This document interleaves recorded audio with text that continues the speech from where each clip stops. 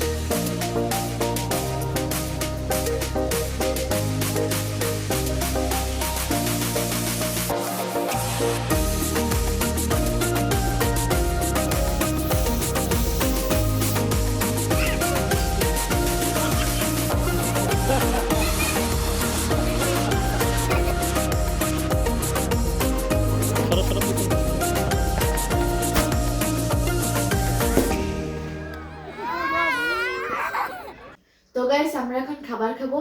আজকের ভিডিওটা এই পর্যন্তই। তোমাদের যদি ভিডিওটা ভালো লেগে থাকে অবশ্যই চ্যানেলটাকে সাবস্ক্রাইব করে দিবে।